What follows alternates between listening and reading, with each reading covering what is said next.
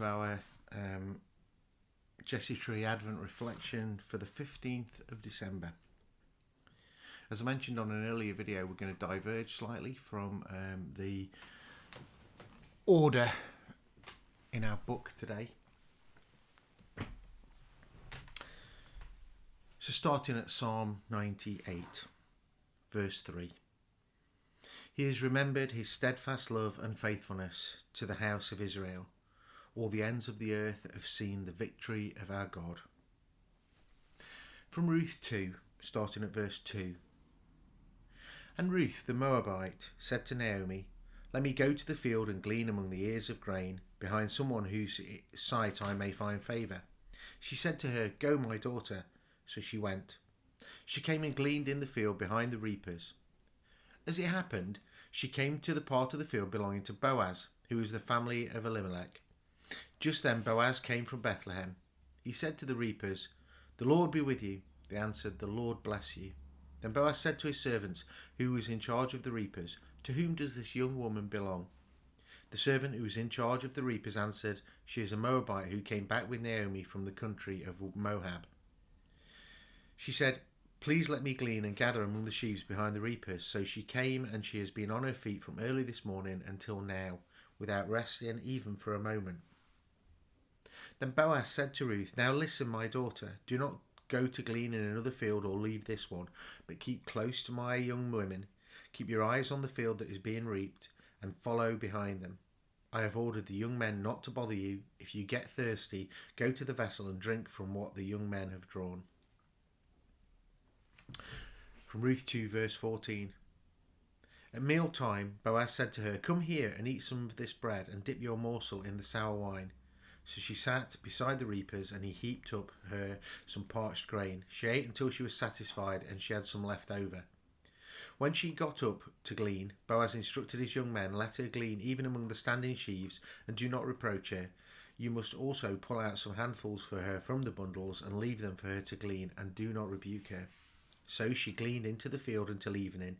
Then she beat out what she had gleaned, and it was about an ephah of barley. She picked it up and came to the town, and her mother-in-law saw how much she had gleaned. Then she took out and gave her what was left over after she had been satisfied. Her mother-in-law said to her, "Where did you glean today? And where have you worked? Blessed be the man who took notice of you." So she told her mother-in-law with whom she had worked, and said, "The name of the man with whom I work today is Boaz." Ruth 3 from verse 7. When Boaz had eaten and drunk, and he was in a contented mood, he went to lie down at the end of the heap of grain. Then she came stealthily and uncovered his feet and lay down.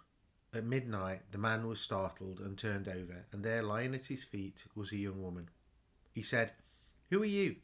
And she answered, "I am Ruth, your servant. Spread your cloak over your servant, for you are my next of kin." From Ruth 4, starting at verse 13. So Boaz took Ruth, and she became his wife.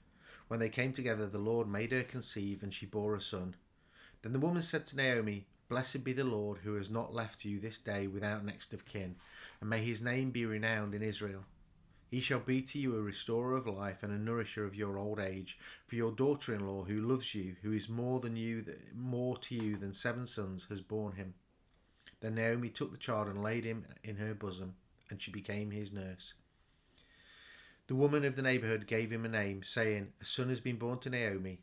They named him Obed. He became the father of Jesse, the father of David. Matthew 9, 36 to 38. When he saw the crowds, he had compassion for them, because they were harassed and helpless, like sheep without a shepherd. Then he said to his disciples, "The harvest is plentiful, but the labourers are few. Therefore ask the Lord of the harvest to send out labourers into the harvest."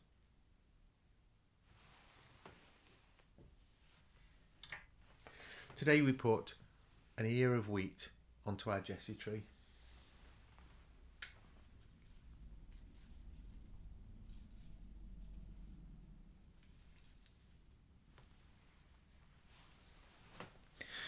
The ear of wheat speaks to us about harvest, what we sow and what we reap.